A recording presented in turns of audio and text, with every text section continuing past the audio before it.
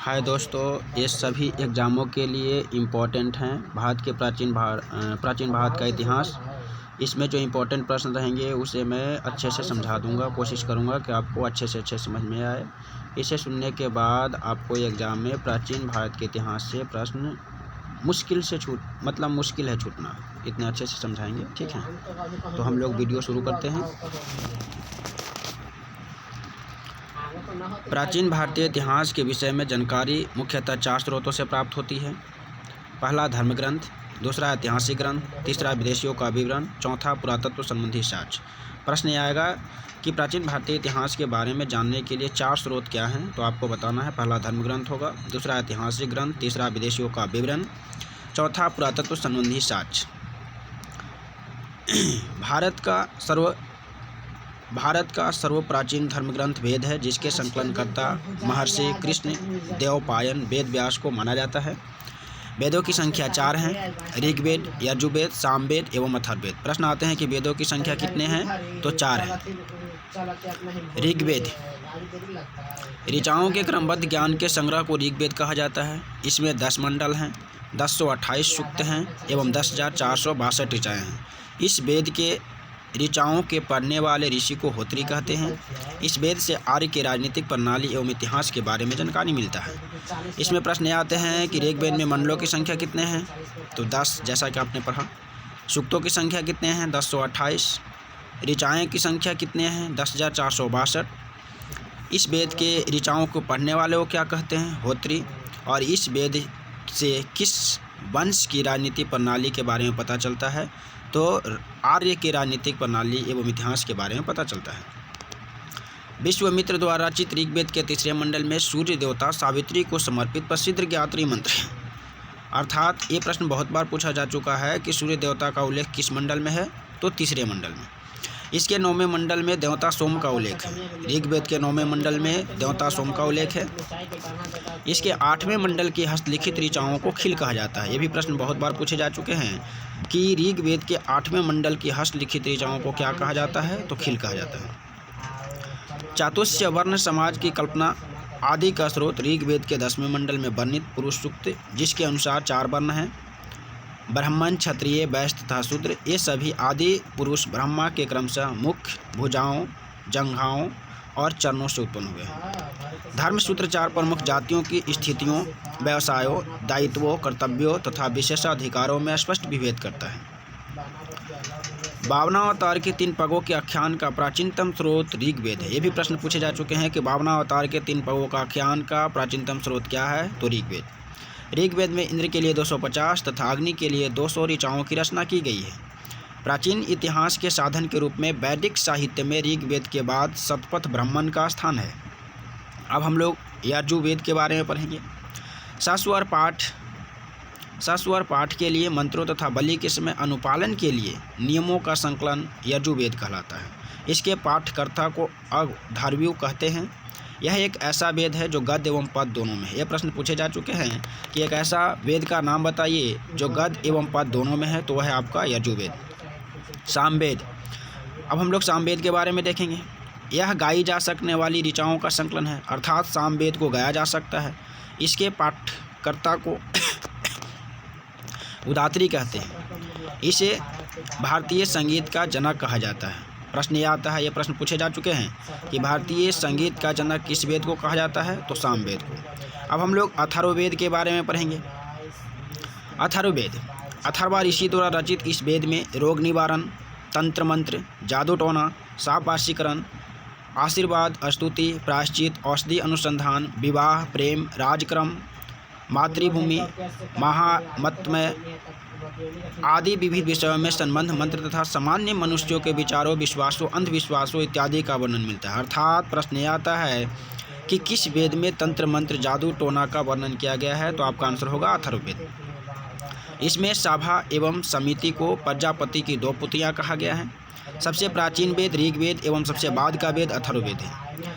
वेदों को भली भांति समझने के लिए 6 वेदांगों की रचना हुई। ये हैं शिक्षा, ज्योतिष, कल्प, व्याकरण, निरुक्त तथा छंद। अर्थात प्रश्न यह आएगा कि वेदांगों की संख्या कितनी है, तो वेदांग 6 हैं। और पहला क्या है, शिक्षा, दूसरा ज्योतिष, तीसरा कल्प, चौथा व्याकरण, पांचवा निरुक्त और छठा छंद। भारतीय ऐतिहासिक कथाओं का सबसे अच्छा क्रमबद्ध विवरण पुराणों में मिलता है। इसके रचयिता लोमहर्ष हैं अथवा इनके पुत्र उग्र सर्वा माने जाते हैं। इनकी संख्या 18 है। प्रश्न यह आता है कि पुराणों की संख्या कितने हैं, तो 18, जिनमें से केवल 5 पुराण मत्स्य पुराण, वायु पुराण, विष्णु पुराण एवं ब्राह्मण एवं भागवत में ही राजाओं की वंशावली पाई जाती है। प्रश्न ये भी आता है कि विष्णु पुराण से किस वंश की जानकारी मिलता है, तो मौर्य वंश से। मत्स्य पुराण से किस वंश की जानकारी मिलता है, तो आंध्र सातवाहन वंश से। वायु पुराण से किस वंश की जानकारी मिलता है, तो गुप्त वंश से। पुराणों में मत्स्य पुराण सबसे प्राचीन एवं प्रमाणिक पुराण है। प्रश्न भी आता है कि सबसे प्राचीन एवं प्रमाणिक पुराण कौन सा है, तो मत्स्य पुराण। अधिकतर पुराण सरल संस्कृत श्लोक में लिखे गए हैं। स्त्रियां तथा शूद्र जिन्हें वेद पढ़ने की अनुमति नहीं थी, वो भी पुराण सुन सकते थे। पुराणों का पाठ पुजारी मंदिरों में किया करते थे। स्मृति ग्रंथों में सबसे प्राचीन एवं प्रमाणिक मनुस्मृति मानी जाती है। यह शुंग काल का मानक ग्रंथ है। नारद स्मृति गुप्त युग के विषय में जानकारी प्रदान करता है। जातक में बुद्ध की पुनर्जन्म की कहानी वर्णित है। ये भी प्रश्न पूछे जा चुके हैं कि बुद्ध की पुनर्जन्म की कहानी किसमें वर्णित है, तो जातक में। हीनयान का प्रमुख ग्रंथ कथा वस्तु है, जिसमें महात्मा बुद्ध का जीवन चरित्र अनेक कथानकों के साथ वर्णित है। जैन साहित्य को आगम कहा जाता है। प्रश्न ये भी आता है कि जैन साहित्य को क्या कहा जाता है, तो आगम कहा जाता है।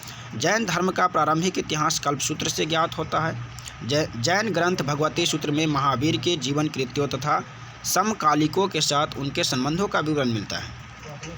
अर्थशास्त्र के लेखक चाणक्य, जिन्हें कौटिल्य या विष्णुगुप्त भी कहते हैं, यह 15 अधिकरणों एवं 180 प्रकरणों में विभाजित है। इसमें मौर्यकालीन इतिहास की जानकारी मिलता है। ये भी आई है। कहता है कि अर्थशास्त्र के लेखक कौन है, तो चाणक्य हैं। चाणक्य को और 2 नाम हैं, एक कौटिल्य है और एक विष्णुगुप्त है। इन्होंने अर्थशास्त्र पुस्तक को लिखा। अर्थशास्त्र पुस्तक से मौर्यकालीन साम्राज्य की जानकारी मिलती है, मौर्य साम्राज्य की इतिहास की जानकारी मिलती है। संस्कृत साहित्य में ऐतिहासिक घटनाओं को क्रमबद्ध लिखने का सर्वप्रथम प्रयास कलहन के द्वारा किया गया। कलहन द्वारा रचित पुस्तक राजतरंगिणी है, जिसका संबंध कश्मीर के इतिहास से है। ये भी प्रश्न पूछा जा चुका है कि राजतरंगिणी पुस्तक के लेखक कौन है, तो कलहन है। इस पुस्तक का संबंध किस राज्य से है, तो जम्मू कश्मीर के इतिहास से है। अरबों की सिंध विजय का वृत्तांत चचनामा में सुरक्षित है। प्रश्न ये भी आता है कि चचनामा के लेखक कौन है, तो अली अहमद। अष्टाध्यायी के लेखक कौन है, पाणिनि है। इससे मौर्य के पहले का इतिहास तथा मौर्य युगीन राजनीतिक अवस्था की जानकारी प्राप्त होती है। कात्यायन की गार्गी संहिता एक ज्योतिष ग्रंथ है, फिर भी इसमें भारत पर होने वाले यवन आक्रमण का उल्लेख मिलता है। पंतजलि पुष्यमित्र शुंग के पुरोहित थे। इनके महाभाष्य से शुंगों के इतिहास का पता चलता है। अब हम लोग देखेंगे विदेश से कुछ आने वाले व्यक्ति थे, लेखक थे, उनके बारे में हम लोग पढ़ेंगे कौन क्या बोला और भारत के बारे में क्या लिखा। एक टेशियस का नाम है, यह ईरान का राजवैद्य थे। टेशियस कहाँ के थे, तो ये ईरान का राजवैद्य था। भारत के संबंध में इसका विवरण आश्चर्यजनक कहानियों से परिपूर्ण होने के कारण अविश्वसनीय माना गया है। अब हम लोग हेरोडोटस के बारे में जानेंगे। इन्हें इतिहास का पिता कहा जाता है। ये भी प्रश्न बहुत बार पूछे जा चुके हैं कि इतिहास का पिता किसे कहा जाता है, तो हेरोडोटस को। इससे अपनी पुस्तक हिस्टोरिका में 5वीं शताब्दी ईस्वी पूर्व के भारत के फारस संबंध का वर्णन किया गया है, परंतु इसका विवरण भी अनुश्रुतियों एवं अफवाहों पर आधारित है। सिकंदर के साथ आने वाले लेखकों में निरियाकस, आनेसिक्टिटस तथा आस्टिटोबुल्स के विवरण अत्यधिक प्रामाणिक एवं विश्वसनीय है। मेगास्थनीज, ये भी प्रश्न पूछा जा चुका है। यह सेल्यूकस निकेटर का एक राजदूत था, जो चंद्रगुप्त मौर्य के राज दरबार में आया था। इसने अपनी पुस्तक इंडिका में मौर्य युगीन समाज एवं संस्कृति के विषय में लिखा है। प्रश्न ये भी आता है कि इंडिका पुस्तक के लेखक कौन है, तो मेगास्थनीज। डायमेकस, यह सीरिया नरेश एंटियोकस का राजदूत था, जो बिंदुसार के राज दरबार में आया था। इसका विवरण भी मौर्य युग से संबंधित है। प्रश्न आता है कि एंटियोकस किसके दरबार में आया था, तो बिंदुसार के दरबार में आया था। डायोनीसियस, यह मिस्री नरेश टॉलमी फिलाडेल्फस का राजदूत था जो अशोक के राज दरबार में आया था। टॉलमी, इसने 2री शताब्दी में भारत का भूगोल नामक पुस्तक लिखी। ये भी प्रश्न भी आई है कि भारत का भूगोल नामक पुस्तक किसने लिखा? टॉलमी ने। प्लिनी, इसने 1म शताब्दी में नेचुरल हिस्ट्री नामक पुस्तक लिखी। इसमें भारतीय पशुओं, पेड़ पौधों, खनिज पदार्थों आदि के बारे में विवरण मिलता है। पेरिप्लस ऑफ द इरिथियन सी, इस पुस्तक के लेखक के बारे में जानकारी नहीं है। यह लेखक करीब 80 ईस्वी में हिंद महासागर की यात्रा पर आया था।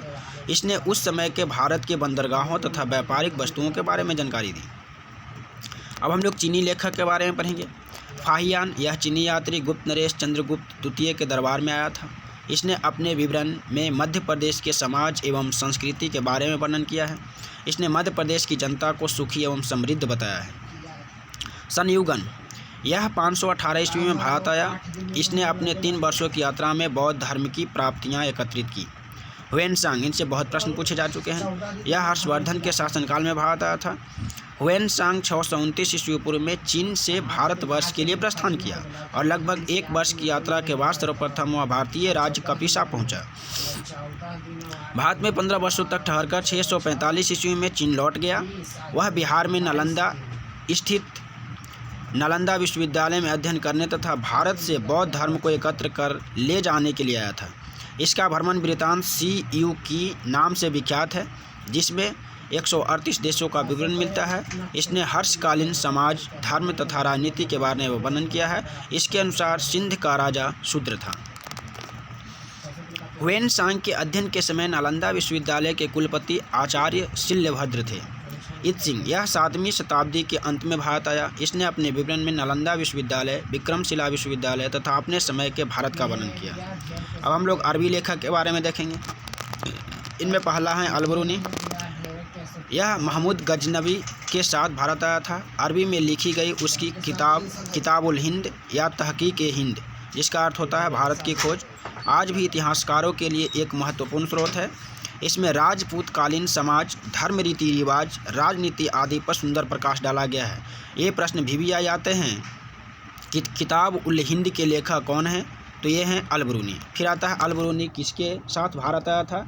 तो महमूद गजनवी के साथ। अब हम लोग पढ़ेंगे तारानाथ। यह एक तिब्बती लेखक था। इसने कंगयुगर तथा तांयुगर नामक ग्रंथ की रचना की।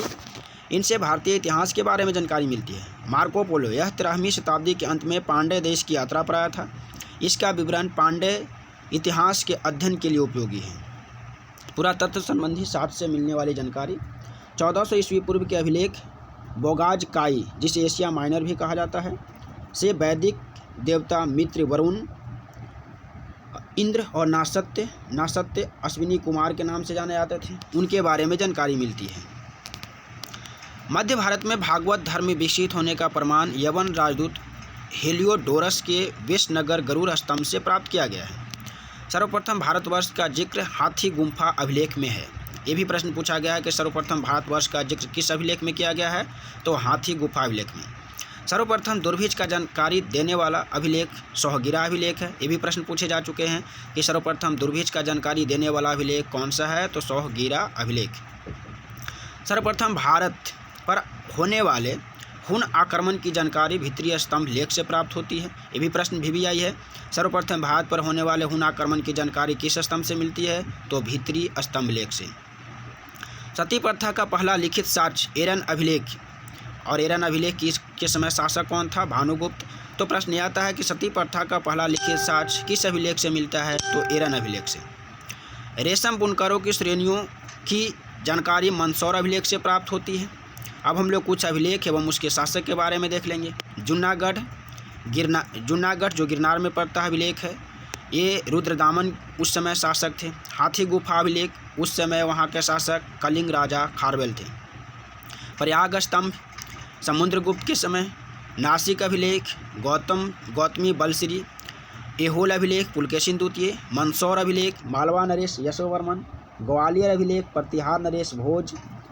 भित्री एवं जूनागढ़ अभिलेख स्कंदगुप्त। देवपारा अभिलेख बंगाल शासक विजय सेन। ये अभिलेख और शासक से एक प्रश्न जरूर आते हैं, मतलब जो खास करके SSC के एग्ज़ाम होते हैं उनमें। हाथी गुफा अभिलेख कलिंग राजा खारवेल उस समय शासक थे वहाँ के। जूनागढ़ अभिलेख से रुद्रदामन के बारे में जानकारी मिलता है। नासिक अभिलेख से गौतमी बलसिरी के बारे में जानकारी मिलता है। प्रयाग स्तंभ से समुद्रगुप्त के बारे में जानकारी मिलता है। एहोल अभिलेख से पुलकेशिन द्वितीय के बारे में जानकारी मिलता है। मंदसौर अभिलेख से मालवा नरेश यशोवर्मन के बारे में जानकारी मिलता है। ग्वालियर अभिलेख से प्रतिहार नरेश भोज के बारे में जानकारी मिलता है। भीतरी एवं जूनागढ़ अभिलेख से स्कंद गुप्त के बारे में जानकारी मिलता है। और देवपरा अभिलेख से बंगाल शासक विजय सेन के बारे में जानकारी मिलता है।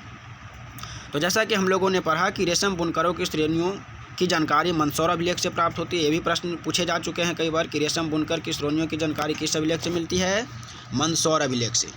अभिलेखों का अध्ययन इपिग्राफी कहलाता है। अभिलेखों का अध्ययन क्या कहलाता है? इपिग्राफी। कश्मीरी नवपाषाणिक पूरा स्थल बुर्ज होम से गर्तावास अर्थात गड्ढा का घर का साक्ष्य मिला है। इनमें उतरने के लिए सीढ़ियाँ होती थी। प्राचीनतम सिक्कों को आहत सिक्के कहा जाता है। इसी को साहित्य में कासार्पण कहा गया है। ये भी प्रश्न पूछे जा चुके हैं कि प्राचीनतम सिक्के को क्या कहा जाता था? तो आहत सिक्के। इसी को साहित्य में कासार्पण कहा गया है। सर्वप्रथम सिक्कों पर लेख लिखने का कार्य यवन शासकों ने किया। समुद्रगुप्त की बिना बजाते हुई मुद्रा वाले सिक्के से उसके संगीत प्रेमी होने का प्रमाण मिलता है। ये भी प्रश्न बहुत बार पूछे जा चुके हैं कि समुद्रगुप्त की बिना बजाते हुई मुद्रा वाले सिक्के से उसके संगीत प्रेमी होने का प्रमाण मिलता है। अरिकमेडू से रोमन सिक्के प्राप्त हुए हैं। अब हम लोग देखेंगे प्राग ऐतिहासिक काल। तो जिस काल में मनुष्य ने घटनाओं का कोई लिखित विवरण उद्धृत नहीं किया उसे प्राग ऐतिहासिक काल कहते हैं। मानव विकास के उस काल को इतिहास कहा जाता है जिसका विवरण लिखित रूप से मिला है। आधे ऐतिहासिक काल उस काल को कहते हैं जिस काल में लेखन कला के प्रचलन के बाद उपलब्ध लेख पढ़े नहीं जा सके। ज्ञानी मानव ज्ञानी मानव का साइंटिफिक नाम है होमो सेपियंस। से भी प्रश्न पूछे जा चुके हैं कि मानव का वैज्ञानिक नाम क्या है? होमो सेपियंस। ज्ञानी मानव का प्रवेश इस धरती पर आज से लगभग 30 या 40 हजार वर्ष पूर्व हुआ। पूर्व पाषाण युग के मानव की जीविका का मुख्य आधार शिकार था। प्रश्न यह आता है कि पूर्व पाषाण युग के मानव की जीविका का मुख्य आधार क्या था? तो शिकार था। आग का आविष्कार पुरा पाषाण काल में एवं पहिए का आविष्कार नवपाषाण काल में हुआ। ये भी प्रश्न पूछे जा चुके हैं कि आग का आविष्कार कब हुआ? तो पुरा पाषाण काल में। एवं पहिए का आविष्कार कब हुआ? तो नवपाषाण काल में। मनुष्य में अस्थायी निवास की प्रवृत्ति नवपाषाण काल में हुई तथा उसने सबसे पहले कुत्ता को पालतू बनाया। ये प्रश्न पूछे जा चुके हैं कई बार कि मनुष्य ने सबसे पहले किस जानवर को पालतू बनाया? कुत्ता को। मनुष्य ने सर्वप्रथम तांबा धातु का प्रयोग किया तथा उसके द्वारा बनाया जाने वाला प्रथम औजार कुल्हाड़ी था। कृषि का आविष्कार नवपाषाण काल में हुआ। प्राग ऐतिहासिक अन्न उत्पादक स्थल मेहरगढ़ पश्चिमी बलूचिस्तान में अवस्थित है। कृषि के लिए अपनाई गई सबसे प्राचीन फसल गेहूँ एवं जौ थी। ये भी प्रश्न पूछा जा चुका है कि कृषि के लिए अपनाई गई सबसे पहली फसल कौन थी? तो गेहूं एवं जौ। पल्लावरम नामक स्थान पर प्रथम भारतीय पुरा पाषाण कलाकृति की खोज हुई थी। भारत में पूर्व प्रस्तर युग के अधिकांश औजार स्फटिक के बने थे। मतलब प्रश्न ये भी आते हैं कि भारत में पूर्व प्रस्तर युग के अधिकांश औजार किसके बने होते थे? तो स्फटिक जो पत्थर होते हैं उनसे बने होते थे। भारत का सबसे प्राचीन नगर मोहनजोदड़ो तथा सिंधी भाषा में जिसका अर्थ होता है मृतकों का टीला। प्रश्न ये भी बहुत बार पूछा जा चुका है कि मोहनजोदड़ो का अर्थ क्या होता है? तो मृतकों का टीला। अब हम लोग पढ़ेंगे सिंधु घाटी सभ्यता के बारे में और इनसे भी बहुत सारे प्रश्न पूछे जा चुके हैं। तो चलिए हम लोग बिना देर किए हुए शुरू करते हैं। रेडियो कार्बन C14 जैसी नवीन विश्लेषण पद्धति के द्वारा सिंधु सभ्यता की सर्वमान्य तिथि 2350 ईस्वी पूर्व से 1750 ईस्वी पूर्व मानी जाती है। अर्थात कार्बन डेटिंग पद्धति के द्वारा सिंधु घाटी सभ्यता की तिथि 2350 ईस्वी पूर्व से 1750 ईस्वी पूर्व मानी गई है। सिंधु सभ्यता की खोज राय बहादुर दयाराम साहनी ने की थी। ये भी प्रश्न बहुत बार पूछे जा चुके हैं कि सिंधु सभ्यता की खोज किसने किया? तो राय बहादुर दयाराम साहनी। सिंधु सभ्यता को प्राग ऐतिहासिक अथवा कांस युग में रखा जा सकता है। इस सभ्यता के मुख्य निवासी द्रविड़ एवं भूमध्य सागरीय थे। सिंधु सभ्यता के सर्वाधिक पश्चिमी पुरास्थल सुतका गेंडोर, पूर्वी पुरास्थल आलमगीरपुर, उत्तरी पुरास्थल मांदा तथा दक्षिणी पुरास्थल दैमाबाद है। सिंधु सभ्यता या सिंधु सभ्यता एक नगरीय सभ्यता थी। सिंधु सभ्यता से प्राप्त परिपक्व अवस्था वाले स्थलों में केवल 6 को ही बड़े नगर की संज्ञा दी गई थी और सिंधु सभ्यता के 6 बड़े नगर, पहला था मोहनजोदड़ो, दूसरा हड़प्पा, तीसरा गनवारी वाला, चौथा धौलावीरा, पाँचवा रखी गड्ढी एवं छठा था कालीबंगन। प्रश्न ये आता है कि सिंधु सभ्यता कैसी सभ्यता थी? तो नगरीय सभ्यता थी। स्वतंत्रता प्राप्ति के पश्चात हड़प्पा संस्कृति के सर्वाधिक स्थल कहाँ से खोजे गए? तो गुजरात से खोजे गए। ये प्रश्न पूछे जा चुके हैं। स्वतंत्रता प्राप्ति के पश्चात हड़प्पा संस्कृति के सर्वाधिक स्थल कहाँ से खोजे गए? तो गुजरात से खोजे गए। लोथल एवं सुतकोददा सिंधु सभ्यता का बंदरगाह था। जूते हुए खेत और नक्काशीदार ईंटों का प्रयोग का साक्ष्य कालीबंगन से प्राप्त हुआ है। ये भी प्रश्न बहुत बार पूछे जा चुके हैं कि लोथल एवं सुतकोददा सिंधु सभ्यता का बंदरगाह था। फिर ये भी प्रश्न पूछे जा चुके हैं कि जोते हुए खेतों और नक्काशीदार ईंटों का प्रयोग का साक्ष्य कालीबंगन से प्राप्त हुआ है। तो प्रश्न ऐसे आते हैं कि जोते हुए खेतों एवं नक्काशीदार ईंटों का प्रयोग का साक्ष्य कहाँ से मिलता है? तो कालीबंगन से। मोहनजोदड़ो से प्राप्त अन्नागार संभवतः सिंधु सभ्यता की सबसे बड़ी इमारत है। मोहनजोदड़ो से प्राप्त बृहत स्नानागार एक प्रमुख स्मारक है जिसके मध्य स्थित स्नान कुंड 11.88 मीटर लंबा, 7.01 मीटर चौड़ा एवं 2.43 मीटर गहरा है। अग्निकुंड लोथल एवं कालीबंगन से प्राप्त हुए हैं। ये भी प्रश्न पूछे जा चुके हैं कि अग्निकुंड लोथल एवं कालीबंगन से प्राप्त हुए हैं। मोहनजोदड़ो से प्राप्त एक शिल्प 3 मुख वाले देवता की मूर्ति मिली है। उनके चारों ओर हाथी, गैंडा, चीता एवं भैंसा विराजमान है। ये प्रश्न पूछे जा चुके हैं। मोहनजोदड़ो से नर्तकी की एक कांस्य मूर्ति मिली है।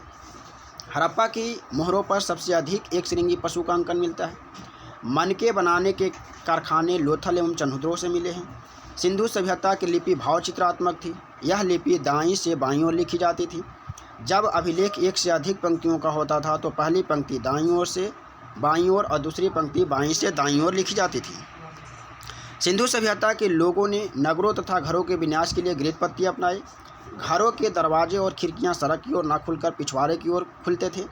सिंधु सभ्यता में मुख्य फसल थी गेहूं और जौ। सिंधुवासी मिठास के लिए शहद का प्रयोग करते थे। रंगपुर एवं लोथल से चावल के दाने मिले हैं जिनसे धान की खेती होने का प्रमाण मिलता है। चावल के प्रथम साक्ष्य लोथल से ही प्राप्त हुए हैं। ये भी प्रश्न पूछे जा चुके हैं। सुरकोतदा, कालीबंगन एवं लोथल से सिंधुकालीन घोड़े के अस्थि पंजर मिले हैं। तौल की इकाई संभवतः 16 के अनुपात में थी। सिंधु सभ्यता के लोग यातायात के लिए 2 पहिए एवं 4 पहियों वाले गाड़ी या भैंसा गाड़ी का उपयोग करते थे। मेसोपोटामिया के अभिलेखों में वर्णित मेलुहा शब्द का अर्थ सिंधु सभ्यता से ही है। संभवतः हड़प्पा संस्कृति का शासन वर्णिक वर्ग के हाथों में था। पिगट ने हड़प्पा एवं मोहनजोदड़ो को एक विस्तृत साम्राज्य की जुड़वा राजधानी बनाया है। ये भी प्रश्न पूछे जा चुके हैं कि किसके अनुसार हड़प्पा एवं मोहनजोदड़ो एक साम्राज्य की जुड़वा राजधानी था? तो ये पिगट ने कहा है। सिंधु सभ्यता के लोग धरती को उर्वरता की देवी मानकर उसकी पूजा करते थे। वृक्ष पूजा एवं शिव पूजा के प्रचलन के साक्ष्य भी सिंधु सभ्यता से मिलते हैं। स्वास्तिक चिन्ह संभवतः हड़प्पा सभ्यता की देन है। इस चिन्ह से सूर्य उपासना का अनुमान लगाया जाता है। सिंधु घाटी के नगरों में किसी भी मंदिर के अवशेष नहीं मिले हैं। सिंधु सभ्यता में मातृ देवी की उपासना सर्वाधिक प्रचलित है। पशुओं में कुबर वाला सांड इस सभ्यता के लोगों के लिए विशेष पूजनीय था। स्त्री मृण मूर्तियाँ अधिक मिलने से ऐसा अनुमान लगाया जाता है कि सिंधु समाज मातृसत्तात्मक था। ये प्रश्न पूछे जा चुके हैं कि सिंधु समाज किस सत्ता पर आधारित था? तो मातृसत्तात्मक। सिंधुवासी सूती एवं ऊनी वस्त्रों का प्रयोग करते थे। मनोरंजन के लिए सिंधुवासी मछली पकड़ते थे। शिकार करना, पशु पक्षियों को आपस में लड़ाना, चौपार और पासा खेलना आदि ये सब उनका प्रमुख काम था। सिंधु सभ्यता के लोग काले रंग से डिजाइन किए हुए लाल मिट्टी के बर्तन बनाते थे। सिंधु घाटी के लोग तलवार से परिचित नहीं थे। कालीबंगन एक मात्र हड़प्पा कालीन स्थल था जिसका निचला शहर भी किले से घिरा हुआ था। पर्दा प्रथा एवं वेश्यावृत्ति सिंधु सभ्यता में प्रचलित थी। ये भी प्रश्न भी आए हैं। कहता है कि पर्दा प्रथा एवं वेश्यावृत्ति, पर्दा प्रथा एवं वेश्यावृत्ति का प्रचलित था तो सिंधु सभ्यता में प्रचलित था। शवों को जलाने एवं गाड़ने यानी दोनों सभ्यताएं प्रचलित थी। हड़प्पा में शवों को दफनाने जबकि मोहनजोदड़ो में शवों को जलाने की प्रथा विद्यमान थी। लोथल एवं कालीबंगन में युग्म समाधियां मिली है। सिंधु सभ्यता के विनाश का संभवतः सबसे प्रभावी कारण बाढ़ था। आग में पकी हुई ईंट को टेराकोटा कहा जाता है। अब हम लोग कुछ इम्पोर्टेंट देख लेते हैं। प्रश्न यहाँ से आते हैं कि हड़प्पा किस नदी के किनारे है? रावी नदी के किनारे। इसका खोज किसने किया, अर्थात हड़प्पा का खोज किसने किया? तो दयाराम साहनी एवं माधव स्वरूप वत्स। मोहनजोदड़ो सिंधु नदी के किनारे है, इसकी खोज रखालदास बनर्जी ने किया। चंद्रहुद्रो सिंधु नदी के किनारे है, इसका खोज गोपाल मजुमदार ने किया। कालीबंगन घग्गर नदी के किनारे है, इसके खोज बीबी लाल एवं बिक्के थापर ने किया। कोटदीजी सिंधु नदी के किनारे है, इसका खोज फजल अहमद ने किया। रंगपुर मादर नदी के किनारे है, इनका खोज रघुनाथ राव ने किया। रोपर सतलज नदी के किनारे है, इसका खोज जगदत्त शर्मा ने किया। लोथल भोगवा नदी के किनारे है, इसका खोज रंगनाथ राव ने किया। आलमगीरपुर हिंडन नदी के किनारे है, इनका खोज जगदत्त शर्मा ने किया। सुतका गेंडोर दासक नदी के किनारे है, इसका खोज ऑरेंज स्टाइल एवं जॉर्ज डल्स ने किया। बनमाली रंगोई नदी के किनारे है, इनका खोज रविंद्र सिंह बिष्ट ने किया। और धौलावीरा का खोज भी रविंद्र सिंह बिष्ट ने किया था। अब हम लोग पढ़ेंगे वैदिक सभ्यता के बारे में। वैदिक काल को दो भागों में विभाजित किया गया है। पहला ऋग्वैदिक काल जो 1500 से 1000 ईस्वी पूर्व तक माना जाता है, और दूसरा है उत्तर वैदिक काल जो 1000 ईस्वी पूर्व से 600 ईस्वी पूर्व तक माना जाता है। वैदिक काल के अनुसार आर्य सर्वप्रथम पंजाब एवं अफगानिस्तान में बसे। आर्य सर्वप्रथम पंजाब एवं अफगानिस्तान में बसे। मैक्स मुलर ने आर्यों का मूल निवास स्थान मध्य एशिया को माना है। आर्यों द्वारा निर्मित सभ्यता को वैदिक सभ्यता कहा गया। कहता है कि वैदिक सभ्यता किसे कहते हैं, तो आर्यों द्वारा जो निर्मित सभ्यता थी उसे वैदिक सभ्यता कहा गया। आर्यों द्वारा विकसित सभ्यता ग्रामीण सभ्यता थी। यह भी प्रश्न पूछा जा चुका है कि आर्यों द्वारा विकसित सभ्यता क्या कहलाती है, तो ग्रामीण सभ्यता। आर्यों की भाषा क्या थी, तो संस्कृत थी। आर्यों की प्रशासनिक इकाई आरोही क्रम में इन 5 भागों में बटा था। पहला था कुल, दूसरा ग्राम, तीसरा विष, चौथा जन और 5वां राष्ट्र होता था। ग्राम के मुखिया ग्रामीण एवं विष का प्रधान विषपति कहलाते थे। जन के शासक को राजन कहा जाता था। राज अधिकारियों में पुरोहित एवं सेनानी प्रमुख थे। सूत, रथकार तथा कम्मादी नामक अधिकारी रत्नी कहे जाते थे। इनकी संख्या राजा सहित करीब 12 हुआ करती थी। पूरब दुर्गपति होता था। स्पष्ट जनता की गतिविधियों को देखने वाले गुप्तचर होते थे। बाजपति गोचर भूमि का अधिकारी होता था। उग्र अपराधियों को पकड़ने का कार्य करता था। सभा एवं समिति राजा को सलाह देने वाली संस्था थी। सभा श्रेष्ठ एवं सम्राट लोगों की संस्था थी, जबकि समिति समान जनता का प्रतिनिधित्व करती थी। इसके अध्यक्ष को ईशान कहा जाता था। युद्ध में कबीले का नेतृत्व राजा करता था। युद्ध के लिए गविष्टि शब्द का प्रयोग किया गया है, जिसका अर्थ है गायों का खोज। दशराज युग का उल्लेख ऋग्वेद के 7वें मंडल में है। ये प्रश्न पूछे जा चुके हैं कि दशराज युद्ध का उल्लेख ऋग्वेद के कितवें मंडल में है, तो 7वें मंडल में है। यह युद्ध परुष्णी नदी के तट पर सुदास एवं 10 जनों के बीच लड़ा गया था, जिसमें सुदास विजय हुई थी। परुष्णी नदी को वर्तमान में रावी के नाम से जाना जाता है। ऋग्वैदिक समाज 4 वर्णों में विभक्त था। ये वर्ण थे: ब्राह्मण, क्षत्रिय, वैश्य और शूद्र। यह विभाजन व्यवसाय पर आधारित था। ऋग्वेद के 10वें मंडल के पुरुषसूक्त में चतुष्वर्णों का उल्लेख मिलता है। इसमें यह भी कहा गया है कि ब्राह्मण परम पुरुष के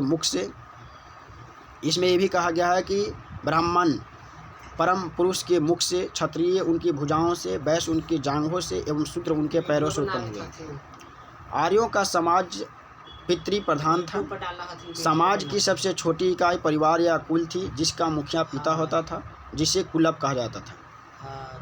स्त्रियां इस काल में अपने पति के साथ यज्ञ कार्य में भाग लेती थी। प्रश्न आता है कि वैदिक सभ्यता में स्त्रियां इस काल में अपने पति के साथ यज्ञ में भाग लेती थी या नहीं लेती थी, तो लेती थी। बाल विवाह एवं पर्दा प्रथा का प्रचलन नहीं था। मतलब वैदिक सभ्यता में बाल विवाह एवं पर्दा प्रथा नहीं था। विधवा अपने मृतक पति के छोटे भाई से विवाह कर सकती थी। मतलब यह मान्यता था कि जो विधवा हो जाएगी अपने देवर से शादी कर सकती थी। उसमें उपनिषदों की कुल संख्या 108 है, महापुराणों की संख्या 18 है और वेदांगों की संख्या 6 है। ये प्रश्न पूछे जा चुके हैं कि उपनिषदों की संख्या कितनी है, तो 108, महापुराणों की संख्या कितनी है, 18, वेदांगों की संख्या कितनी है, तो 6। स्त्रियां शिक्षा ग्रहण करती थी। ऋग्वेद में लोपामुद्रा, घोषा, सिक्ता, अपाला एवं विश्वास जैसी विदुषी स्त्रियों का वर्णन है। जीवन भर अविवाहित रहने वाली महिलाओं को अमाजू कहा जाता था। ये प्रश्न भी पूछे गए हैं। जीवन भर अविवाहित रहने वाले महिलाओं को क्या कहा जाता है, अमाजू। आर्यों का मुख्य पेय पदार्थ सोमरस था। यह वनस्पति से बनाया जाता था। आर्य मुख्यतः 3 प्रकार के वस्त्रों का उपयोग करते थे। पहला वास, दूसरा अधिवास और तीसरा उष्णीस। अंदर पहनने वाले कपड़े को निवी कहा जाता था। आर्यों के मनोरंजन का मुख्य साधन थे संगीत, रथ दौड़, घोड़दौड़ एवं दूध कीड़ा। आर्यों का मुख्य व्यवसाय पशुपालन एवं कृषि था। प्रश्न ये भी आते हैं कि आर्यों का मुख्य व्यवसाय क्या था, तो पशुपालन एवं कृषि। गाय को अघन्या अर्थात न मारे जाने योग्य पशु की श्रेणी में रखा गया था। गाय की हत्या करने वाले या उसे घायल करने वालों के लिए मृत्यु दंड अथवा देश से निकाल जाने की व्यवस्था थी। आर्यों का प्रिय पशु घोड़ा एवं सर्वाधिक प्रिय देवता इंद्र थे। आर्यों द्वारा खोजी गई धातु लोहा थी, जिसे श्याम अयस्क कहा जाता था। तांबे को लोहित अयस्क कहा जाता था। प्रश्न आता है कि आर्यों का प्रिय पशु क्या था, तो घोड़ा एवं सर्वाधिक प्रिय देवता कौन था, तो इंद्र। आर्यों द्वारा खोजी गई धातु लोहा थी, जिसे श्याम अयस्क कहा जाता था। तांबा को लोहित अयस्क कहा जाता है। व्यापार हेतु दूर दूर तक जाने वाले व्यक्ति को पन्नी कहते थे। ये भी प्रश्न पूछे जा चुके हैं कि वैदिक सभ्यता में व्यापार हेतु दूर दूर तक जाने वाले व्यक्ति को क्या कहते थे, पन्नी। लेन देन में वस्तु विनिमय की प्रणाली पर चली थी। ऋण देकर ब्याज लेने वाले व्यक्ति को बैंकनोट अर्थात सूदखोर कहा जाता था। मनुष्य एवं देवता के बीच मध्यस्थ की भूमिका निभाने वाले देवता के रूप में अग्नि की पूजा की जाती थी। ऋग्वेद में उल्लिखित सभी नदियों में सरस्वती सबसे महत्वपूर्ण तथा पवित्र मानी जाती थी। ऋग्वेद में गंगा और यमुना का उल्लेख सिर्फ एक बार हुआ है। उत्तर वैदिक काल में इंद्र के स्थान पर प्रजापति सर्वाधिक प्रिय देवता हो गए। उत्तर वैदिक काल में राजा के राज्याभिषेक के समय राजसूय यज्ञ का अनुष्ठान किया जाता था। उत्तर वैदिक काल में वर्ण व्यवसाय की बजाय जन्म के आधार पर निर्धारित होने लगे थे। उत्तर वैदिक काल में हल को सीरा और हल रेखा को सीता कहा जाता था। उत्तर वैदिक काल में निष्क और शतमान मुद्रा की इकाइयाँ थीं, लेकिन इस काल में किसी खास भार, आकृति और मूल्यों के सिक्कों के चलन का कोई प्रमाण नहीं मिलता। सांख्य दर्शन भारत के सभी दर्शनों में सबसे प्राचीन है। इसके अनुसार मूल तत्व 25 है, जिनमें प्रकृति पहला तत्व है। ये प्रश्न पूछे जा चुके हैं। सत्यमेव जयते किस उपनिषद से लिया गया है, तो मुंडकोपनिषद से लिया गया है। सत्यमेव जयते मुंडकोपनिषद से लिया गया है। इसी उपनिषद में यज्ञ की तुलना टूटी नाव से की गई है। ज्ञात्री मंत्र सावित्री नामक देवता को संबोधित है, जिसका संबंध ऋग्वेद से है। उत्तर वैदिक काल में कौशाम्बी नगर में प्रथम बार पक्की ईंटों का प्रयोग मिला था। ये प्रश्न पूछे जा चुके हैं कि उत्तर वैदिक काल में कौशाम्बी नगर में प्रथम बार पक्की ईंटों का प्रयोग किया गया था। महाकाव्य दो हैं, महाभारत एवं रामायण। महाभारत का पुराना नाम जय संहिता है। यह विश्व का सबसे बड़ा महाकाव्य है। गोत्र नामक संस्था का जन्म उत्तर वैदिक काल में हुआ। प्राचीन नाम एवं उनका आधुनिक नाम कुछ इंपॉर्टेंट है जो पूछे जाते हैं। तो कुंभ को कुरम कहा जाता था, कुंभा को काबुल कहा जाता है, वितस्ता को झेलम कहा जाता है, आस्किनी को चिनाब कहा जाता है, परुष्णी को रावी कहा जाता है, सतुत्री को सतलज कहा जाता है, विपाशा को व्यास कहा जाता है, सदानीरा को गंडक कहा जाता है, दृष्टधति को घग्घर कहा जाता है, गोमती को गोमल कहा जाता है, सुवस्तु को स्वात कहा जाता है। अब हम लोग ऋग्वैदिक काल के कुछ देवताओं के बारे में जानें। इंद्र देवता का नेता एवं वर्षा का देवता होते थे। अग्नि देवता एवं मनुष्य के बीच का मध्यस्थ की भूमिका निभाते थे। वरुण पृथ्वी एवं सूर्य के निर्माता, समुद्र का देवता, विश्व के नियामक एवं शासक, सत्य का प्रतीक, ऋतु परिवर्तन एवं दिन रात का कर्ता। धौ आकाश का देवता, सोम वनस्पति देवता, उषा प्रगति एवं उत्थान का देवता, अश्विनी विपत्तियों को हरने वाले देवता, कुशन पशुओं का देवता, विष्णु विश्व के संरक्षक एवं पालनकर्ता, मरुत आंधी तूफान के देवता होते थे। और इस प्रकार से हम लोग